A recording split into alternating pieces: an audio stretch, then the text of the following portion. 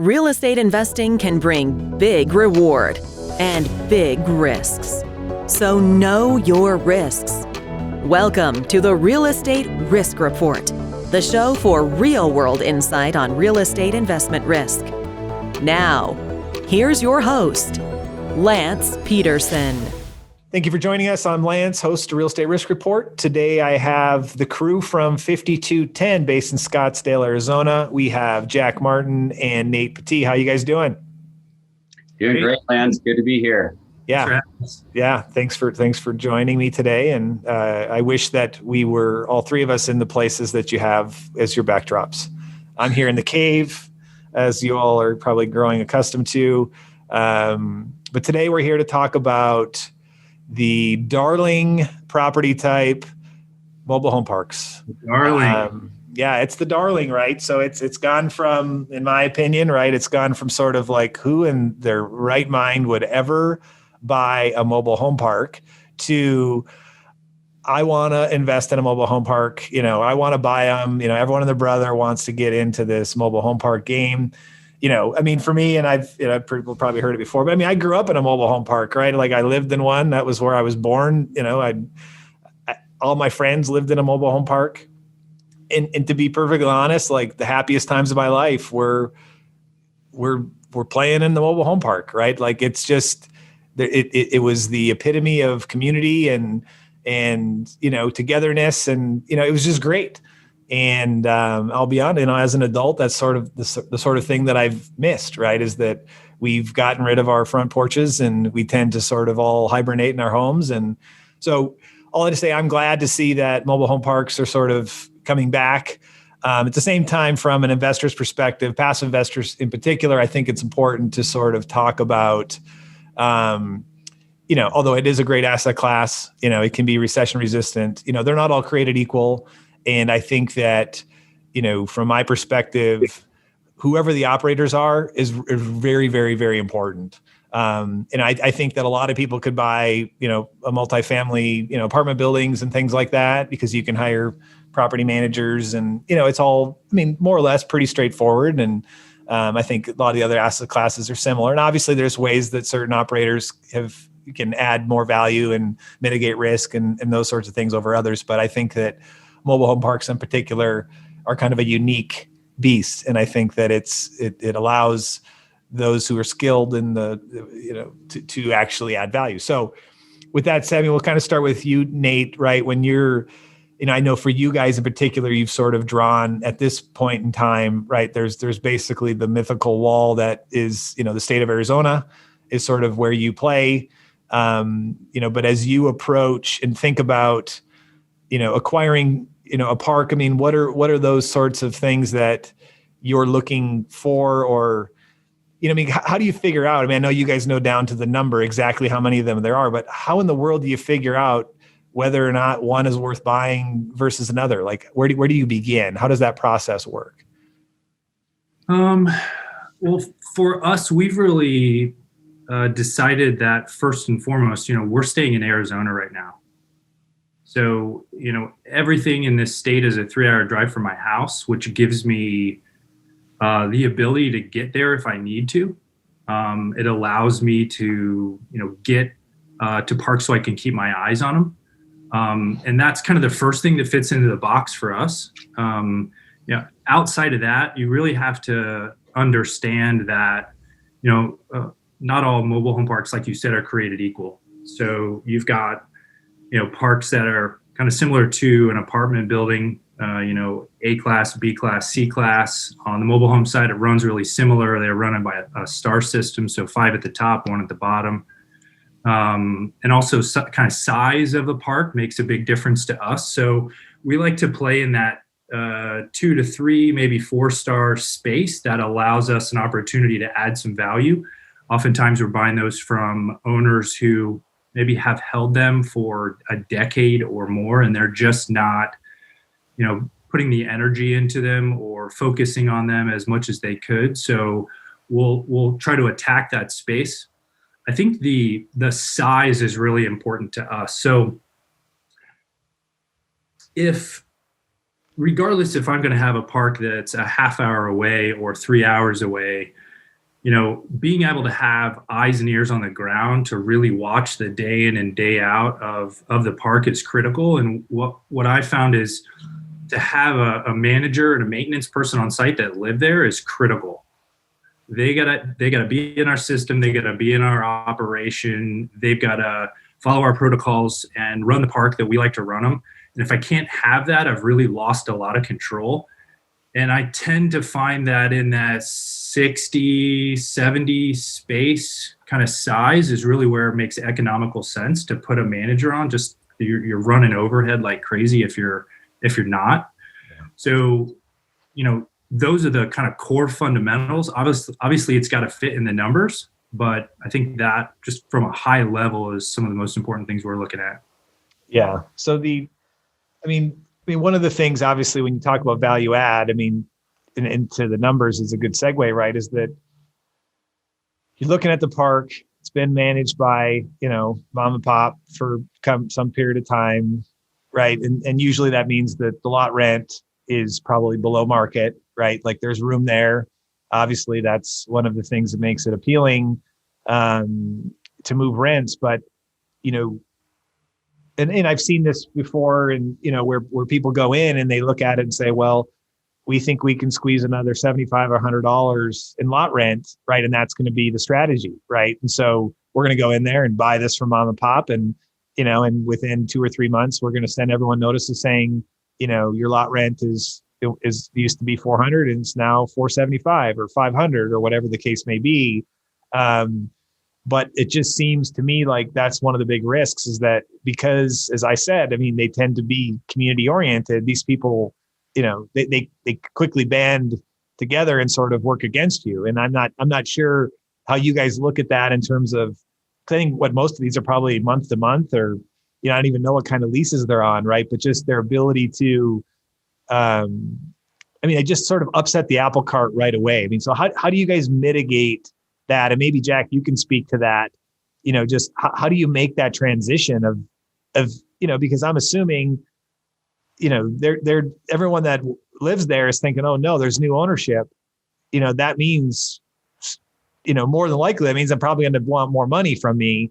How do you deal with that so that you can sort of be more of a friendly transfer, or is that not really an issue, or? Oh, it's definitely an issue. Yeah. So there's kind of two things that you mentioned there, and I'll speak to both of them. From a high level, my side of our business is building relationships with owners of parks that are not for sale. So that's our primary acquisition strategy. Allows us to buy parks and understand what we really have there and where that at value add upside exists, where there's no competitive. We're not sitting there fighting over that deal with 10 other people, and brokers, right? Ultimately, if you kind of zoom out and look at this asset class, there's really, 3 ways that you add value to the park. You increase revenue that's missing, whether that's low rent, from a previous owner that hasn't raised the rent, but also could be in the form of vacant pads, or it could be in the form of vacant park-owned homes. A lot of times we'll get park-owned homes, even though our long-range strategy is to have those all owned by the residents. A lot of times you'll get those as part of the sale. And then there's smaller things like, utility reimbursements and those kind of things. On the other end of the spectrum, you have expenses that oftentimes are just way greater than where they should be. So they're just way out of line. And Nate can kind of speak to what some of those expenses. There's a dozen examples of simple stuff that existing owners may not be exposed to, or may not be aware of, or they don't care. They just have an open checkbook, right? And in the middle there is the condition of the park, right? And a lot of this has to do with right location and right size and all these other things that are intrinsic that you can't really change. But obviously, you're not going to be able to raise the rent or attract new tenants to fill up spaces, or become buyers of the homes that you just renovated if the park looks like junk, right? So, in the middle there is like turning around sometimes a negative connotation in the marketplace, where if you go on Google and you look at it, you get a 2.5-star rating from its existing residents. Like, you got to be able to turn that kind of stuff around. So, and from an operations perspective, like there's a really, it's extremely important to have a plan going in. You can't just play fireman and cruise around and put out fires. You have to understand that whatever moves you make, there's going to be some kind of impact or some kind of response that comes from the residents that live there. And before I hand this off to Nate and allow him to kind of get into the weeds there, I think we're really in the business of providing a best experience. That's the business. So mobile home parks, from afar, they get the stereotype that, oh, these are just a bunch of people who can't afford anything better. Just like what you described in the opening of this podcast, like mobile home parks can be an amazing place to live, and they could, bring great memories, right? So culture is really important. So not only do we believe that we are trying to deliver best experience to all of our investor partners, but I think it's really important to understand that if you don't do that down to the park, at the park level, to every single resident, ultimately the yield that we're able to deliver comes from them. So it's really, really important that you hit that on all fronts and you do it right. Yeah, I think for me, when we're buying a deal, there's got to be a number of different ways where we can add value, shaving expenses, filling vacant pads, selling vacant homes that came with the park. But really, to me, one of the first things that I have to do when I get on site is I have to create some credibility for myself. When an investor rolls in after he's purchased a property, and you've got all these residents that have been there for 3 years, 10 years, 20 years, or maybe longer, they want to see that you're there to actually make the place better instead of not change anything, have it get worse, but charge them more money. So I've got to come in, and the first thing that I do, I'm trying to establish a relationship with them. So the last thing I really want to do is go in there and start executing on, pushing rents and changing utility schemes and all these different things that I could do. I'll hit pause on all that. And I want to establish myself as somebody who's actually going to make a change, make the place better, create more community, and have them want to be there. They've got to have buy-in from us that we're there to make the place better for them. And if you can't do that, then they will band together and you'll have issues. You'll have pushback with every single thing that we do, and you're not going to get that buy-in from them. And it's going to really create a lot of problems and strife with managers on site, or any kind of asset managers that's overseeing the park.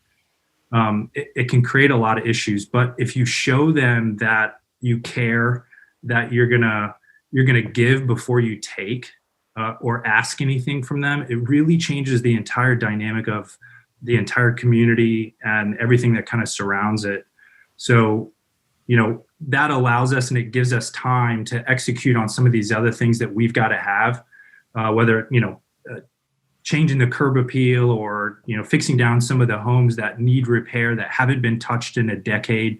We can show them that we care and we're starting to make improvements to the park even before we ask them to start making improvements to their own place. We come in, we implement typically new rules and regulations right out of the gate. It's really hard for me to give out a violation for somebody who's got, stuff in their yard when my yard for a home that we own still looks like crap. So it's a holistic approach behind getting everybody in the community together with us and working together with everyone and operating and working toward our plan that executes, because they're a huge component to it. Yeah. So, okay. And that makes sense. I mean, I think that, and it seems to me though, I think obviously it's very inherent in how you guys do everything you do, but it seems, and obviously that's a way to mitigate risk and actually to create value. But it seems like if you don't do that, it just seems like how bad could it get? Like what, have you guys run into those situations where maybe Jack, where you've went out and talked with an owner who's maybe like kind of flubbed one of these deals, or, have you guys ever gone into a situation like that where maybe one of the parks that you've bought is kind of had someone that was mismanaging it in that way? Like, it seems to me like mismanagement is usually in this case is sort of the a bit of like a sleep at the switch. They were just sort of not, like you said, just spending money where they shouldn't have, but it didn't necessarily have, a bunch of negative impact on the residents per se. They maybe, but have you had any situations where you've seen someone attempt to execute a value add strategy and get that part wrong? Yeah. So I think that when you go Google the news, mobile home parks, you'll find, some of these large private equity groups or REITs have been acquiring these parks and doing the exact thing that we avoid doing. So they buy it, the rents are, $100 below or $75 below market, and they just jack up the rent, don't do a thing. A lot of times they'll say like, hey, we have to raise your rent or we're not going to be able to make improvements to the park, right?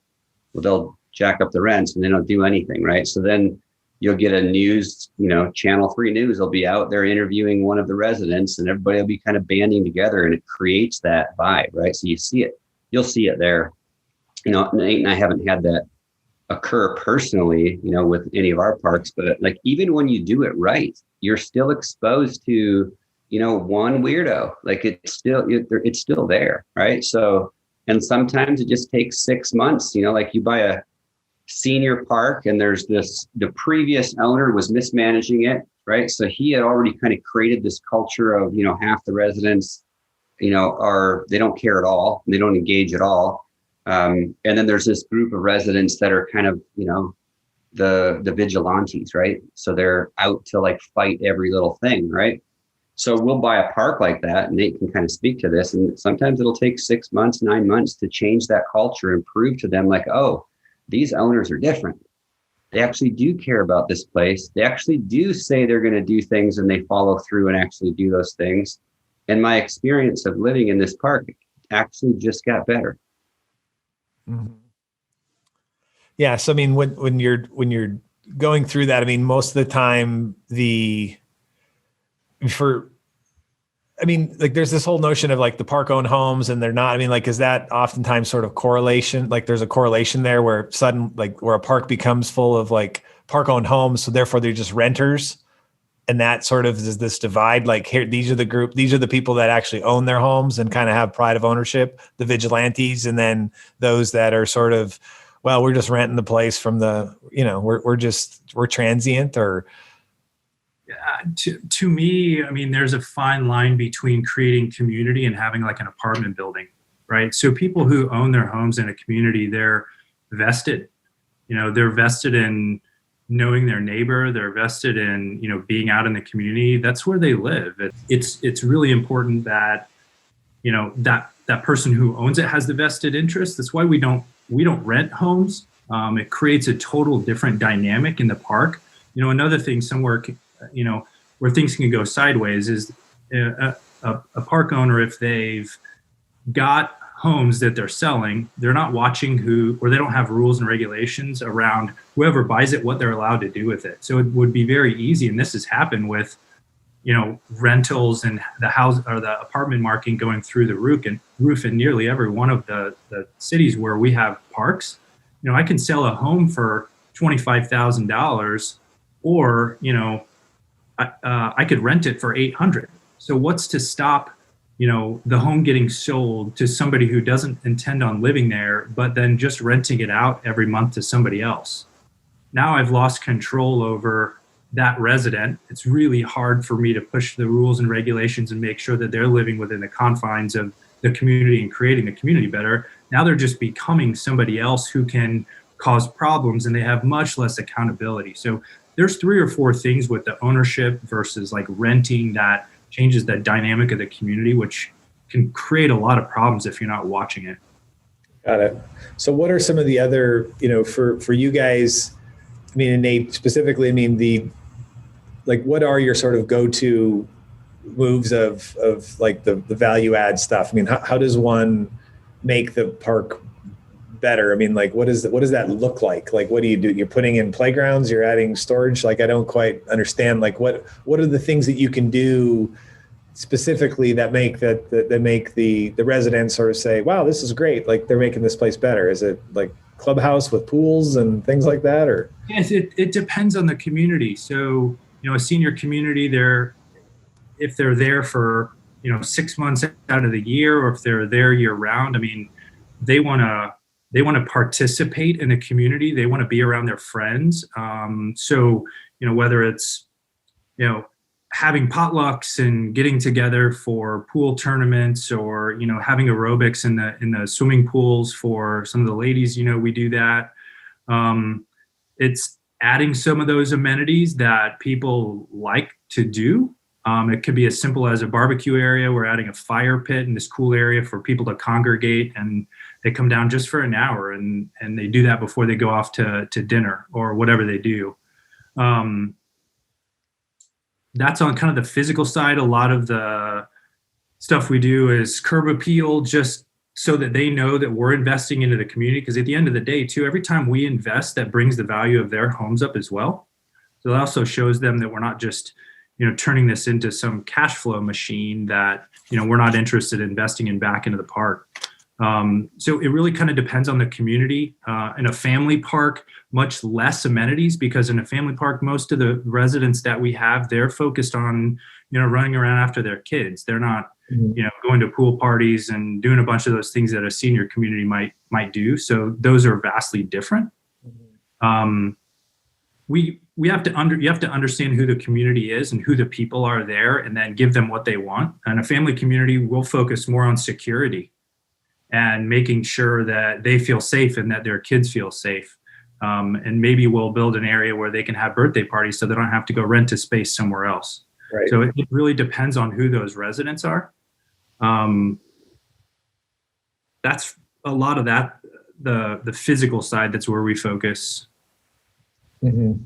So with some other things, Lance, that we've done, like, there was one park that we own where some of the neighboring land is open for like people to run cattle on an open range, right? So having no like perimeter fencing around the park, or gaps in that perimeter fencing, was allowing cattle to come and like eat their flowers or whatever, right? Yeah. It's that kind of stuff, right? So an item that was a nuisance with the previous owner and they never did anything about it, you come in and you solve for that, and all of a sudden that's made their experience better. But like Nate down at Central Park Estates put in like a picnic area and like horseshoe pits and like, the kind of stuff that the people that live there, that's what they want to do on the weekend, right? That kind of thing. Create like a grassy area where they could play soccer, and like this, that type of family park.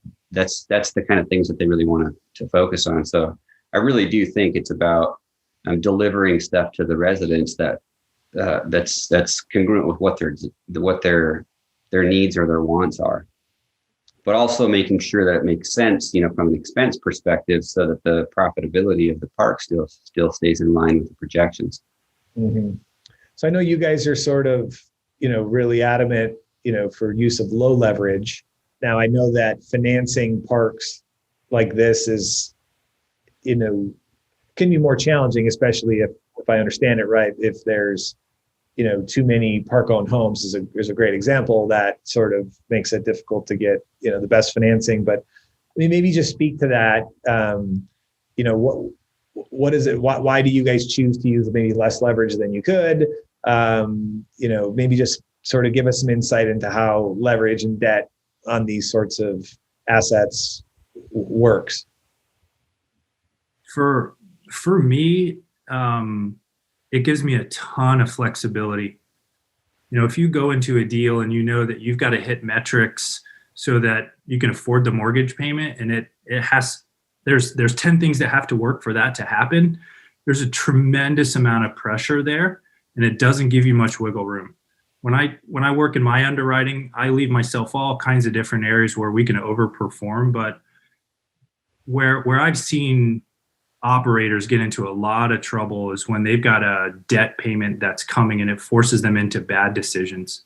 So, if you got three different ways you can go on a certain issue, and two of them go away because you have debt that's forcing your hand, and it's not necessarily the best direction to go, I believe that's when guys really start to get into trouble. So I want to have flexibility, and a lot of the deals that we do, because they've got a bunch of park-owned homes or they have been mismanaged, we're not going to get great debt on the deal right out of the gate anyway. I'd rather take the time to execute on our capital improvement plan. I'd rather fill up vacancies, bring it from 70% to 90%, and then reconsider where we're at. Yeah. How do you convert those park-owned homes? Is it sort of like seller financing, or what kind of financing options do the residents have to even finance some of those assets? Yeah, the financing options for mobile homes are tough. The chattel financing, because it's a vehicle, it's got a VIN number. It doesn't trade with a title like a typical home does. So they've got a really, really small pool of potential lending institutions that'll lend on them. And, from what we found is those requirements for, buyers to get financing through these traditional chattel financing arms, they're so stringent that it kicks a lot of people out. And even if they do qualify, you're talking about interest rates that are anywhere from 8 to 12%. It's a really tough pill to swallow. So for us, when we acquire a park, and I love park-owned homes that come with a deal, they don't generate any income out of the gate, but it gives us a really nice shell to work with. I can go in and spend $10,000, $20,000 rehabbing a home, and then I can sell it. So when we do sell it, there's a couple different ways that happens. Number one, it gets bought cash. Happens more so in like a senior community. Those people are selling homes in the upper Midwest or wherever they're coming from, and they've got cash to come down and buy a home, and they can pay cash for a $30,000 or $40,000 home. That's number one. Number two is the traditional financing. I find that less than 5% of the people who are looking for homes really qualify for that. Because, if you think about, a lot of our residents are coming to us because they're either starting to build a family, or, they haven't saved over the last 30, 40, 50 years, and they're looking for a place to call, home that's not terribly expensive. They're on, fixed incomes. And so they don't qualify for that $150,000 home. Yeah. So they're coming in, they're trying to get financing through some of these typical, financing arms, but very few of them really qualify. So I love providing seller financing on these homes. There's a whole nother part of what we do that we could talk about with seller financing. I can give them better rates. I can give them better terms. I can do the rehabs on the homes. I can get them ready to go. They can come up with a little bit less down payment than would be required before. I can get them vested into the community, and then I can make sure that home stays in the park. So those are the three key ways that we're selling the homes. I would say 70% of what we're doing is seller financing right now. Yeah. That makes a lot of sense. Does that help looking toward the exit? Is that kind of one of your key things, is just putting the asset in the park in position to go full cycle? Because if you're able to take the park owned homes, seller finance them, they're no longer park owned, right? You now have obviously a receivable, which I'm assuming is usually probably held in a different LLC or something. Yeah, it has to be that you gotta separate that risk for sure. Yeah, and then so now you end up having a park that is mainly all resident owned homes, and then is that kind of part of the value add equation then? Like now it's stabilized, and now more institutional like investors. I'm not sure, like what is the exit on these things? I know everyone's like, really in love with the property type, but what are the viable exits? Who are you going to sell it to if you did extract all the value and make it a core asset? Jack, you want to take this one? Sure. Yeah. So I think that this is the real estate risk report, right? There's so many pieces here that inside of the conversation that we just had about park-owned homes and the sale of park-owned homes and how to do it correctly and how to do it incorrectly, that somebody who doesn't have the systems and processes and the legal team and the insight into how to do that correctly, it's probably in violation of all kinds of federal and state laws, and it really causes a problem when it's time to exit. So, if you don't have the proper licensing and you're not using loan originators to write the paper and all this kind of stuff that, it has to be looked at and solved for so that it can be done correctly, will impact the ability to sell it. So Nate and I will look at that, and that becomes, it's a problem when you go to buy things, particularly if you're trying to get use debt to acquire an asset, where the lender is going to balk at those things not being done correctly. So, I think that when you look at every asset that you have, there's the available debt will dictate who your potential group of buyers could be. So it's not necessarily what's available in the marketplace, but it's more due to what kind of debt is available for that particular park. So, you have, and that's just one of the components of marketability. So, and it also depends on where it's located. It depends on the size of the park. I mean, there's so many pieces to it. So, for example, Blackstone is buying parks at a feverish pace, but you probably wouldn't find them buying a 50-space park out in the country next to a cornfield. That probably wouldn't be their play, right? So, the type of seller or type of buyer that you get for a park like that is going to be local, farm field guy that's what he's looking for, right? And he's probably going to get financing either from you as a seller or, from the local regional bank, right? So, but, almost every single lender is going to look at these parks, in an unstabilized fashion and have a lesser appetite for putting debt on that asset. But when it's fully stabilized, every single space is filled up, or at least, over 90% of the spaces are filled, and they're all have resident owned homes. That becomes a really attractive asset for a lender. Yeah. And if you do that, let's say that, so you're on the exit, what are they going to usually do at 50% leverage? Is that would that be, what would that look like? So if someone's going in and wants just stable cash flow and buy one of these parks that you guys have added value to, what does that look like coming out the other end? Like, what kind of return are they going to make? Like 4%, 5%? It depends on the deal. A 5-star park that's fully stabilized in an MSA like Phoenix, you're going to get Freddie financing at sub 3%, 30-year AM with 7 years of IO. The institutional buyer that can pick that deal off is going to pay a sub 4 cap for it all day. Mm-hmm. So, you can do the math on that. And the guys like that are buying these deals, their institutional capital costs them next to nothing. So they're okay with a 3% yield year one. Yeah.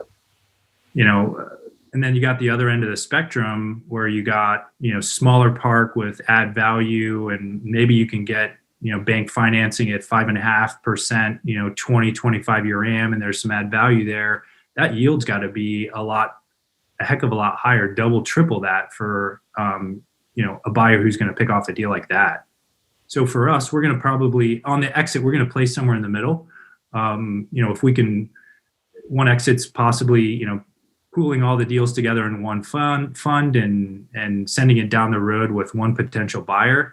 With the capital that's chasing these kind of deals right now, all of those deals being in Arizona, you got private equity guys like us that maybe have the footprint that can absorb, 600, 700 pads. I think that can be done over 5 or 6 parks. And I think you can get really decent financing. Yields are getting compressed so much these days that 5%, 6% yield out of the gate is something that a lot of guys are just okay with. Yeah. It's tough for us to swallow. I can't see how that works. Certainly in the long haul, you're just chasing yield. But I think it's for us, we're not putting debt on deals. We're adding that value, but we're preparing so that we can exit to guys that can pick them off and get good debt, and that way obviously compress cap rates and get more cash out of the exit. Yeah. And I think too, it's in your name, isn't it? The 5210, that has meaning, right? Isn't that part of your acquisition strategy? So isn't that right? Like, what's 52 means? Tell me I forget. What's it stand for again? Yeah. Well, when we started this business, our goal was, we want to buy 52 assets in 10 years. So, knowing the way that we like to focus on our goals, we said, why wouldn't we just aim our company after our biggest goal? So that was the idea. Yeah, no, that's great. No, and I think it speaks to what you were just saying, Nate, right? Like, focus on, where you're at. You can develop those sort of operational efficiencies you do acquire 10 parks or 52 parks in 10 years. I mean, it just opens up, you've got a lot of optionality then, as you move these through and stabilize them. And I think it's neat too. I mean, I think we've talked about it before, but I mean, having sort of the nostalgia of growing up at a park and enjoying it, but also on the flip side, I think, there are going to be a lot of people, baby boomers, that sort of didn't quite plan, right? Like as you were alluding to, right. And need a place to live. So, I mean, I think it's a real problem. I mean, it's sort of not talked about a lot, right? But I mean, homelessness amongst, that, age group and things. And so I just think that moving forward, the role that mobile home parks play, it just is affordable. You can do good too. I mean, you can impact communities. So yeah, you can make some money. They're great. They're the darling. Like I said, the reason why is because they generate really strong cash flow, and it's got all the economics if you know what you're doing, but you also can make a difference. So it's not always just obviously mitigating all the risk and all those things. I mean, you can do these things and do good things too. Is that a kind of a component and aspect for you guys? I love the idea. I didn't grow up in a mobile home park, but I've spent enough time. I can see how cool, the experience can really be. If you think about it, you grow up in, the Midwest. I grew up in Indiana, right? So I grew up in the Midwest. If I was getting ready to retire and I've got my life savings in a $200,000 house, I sell it.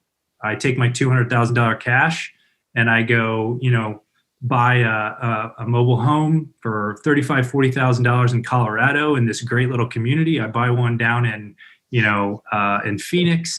I buy one over in Florida or wherever it is that I choose. And now I got 3 houses in 3 separate communities, and I still got $100,000 left over. And all I do is travel around and follow the sun and hang out with my friends. So what's really cool I've heard is, when we've got a community that's a snowbird park down in Yuma, Arizona, and some of the folks, they tell me when they show up down in November, they have more fun at those birthday parties because that's where all their friends are. They go home and they're kind of locked in their house and they've got this, bunch of space, and they're not by their friends and they're not, not by everybody, and it's hard to get there. And they get down here and they ride their bike and they can be around the, community in one circle of the bike. And, it takes them an hour to go a quarter of a mile because they see all their friends and they can walk and they can do all this stuff and everything's right there. And it's kind of a lock and leave scenario. And it's not a bad way to go. It's really not. I'm envious. And if you can give them that experience and you can really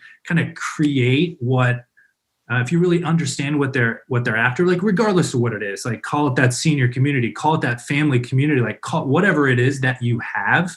If you can better that and make it better, and you can, give the experience there to those residents that they're really after, and you understand it, and you're working with your on-site team, and you're working with, the capital improvement plan, and you're moving that thing forward, and you're showing them that you're giving the community as much love as they're trying to give it back because they really want to invest in it. Right? They've got homes there that they've invested their time and their money and their energy to. So, if you can create that, dynamic between you and your team on site and those residents, and you can give them that experience, I mean, it's a really great recipe for success for everybody. It's one that I love, honestly. Yeah, no, I think so. And I do think, my general sense, my own opinion is that, that everything we just talked about is that is how you mitigate risk with this particular property type. I mean, it is more intense. It's more, you got to be involved. You got to deal with those things. But if you embrace those things and you embody it and you have passion for it, then I think that's how you mitigate the risk and add the value. And I do think that there's definitely other property types, where it's much more clinical, right? Like in how you do it, like a lot of the industrial or office or whatever. I mean, it's just how you set up the leases, and it's just a much more of an intellectual game, right? That you can sit back and sort of pull the strings and do it that way. And there's nothing wrong with it, right? And I also think that that's the thing. But I mean, it seems to me that the way you lose in this game is that if you don't appreciate that and you start you don't take that into account, you got a lot of resistance, and your life can be living hell if you don't take that into account. Not to mention, getting out of the thing can be really hard if you overlook some of that stuff. Yeah, to me, it's about the vested interest. I mean, it's a major component. I mean, if you look, we chose the asset class because we were going to do whatever we could to avoid another 2008. Let's build something that has the highest probability. So, mitigating risk. Another way to put it to me, and the way I like to think of it, is let's raise probability of success, right? Yep. So let's avoid another 2008. So, you've got all these other asset classes, and there's a few of them that has, the similar intrinsics that will get you through a 2008. But, we've been in apartments, and I've seen when things, got bad, unfortunately, it just kind of becomes a commodity. Like, what are you really going to do to keep that resident there to make sure that they don't leave? Like, what can you really do when, in 6 hours, they can have all their stuff up and out and across the street, for $100 or a free month of rent? They can keep doing that. The same thing with office or even retail to some degree, and industrial. I mean, what's the real reason people are going to stay? So, in a mobile home park, they own their homes and they're not going anywhere. And as long as you can treat them well and give them a better experience, then they're going to be invested in the park. That home is going to be parked somewhere. So if you can give them as good, if not a better experience, and keep their rents at market and treat them well, you've got a lifetime resident there who wants to be there and is going to tell all their friends to come join them. Yeah, exactly. That's cool. Yeah, it's great. I mean, I think, like I said, we'll probably have you on for future episodes. There's a lot, I think there's a lot more to unpack in this particular asset type and strategies and those sorts of things. So I appreciate you guys jumping on with me today. Best of luck to you going forward.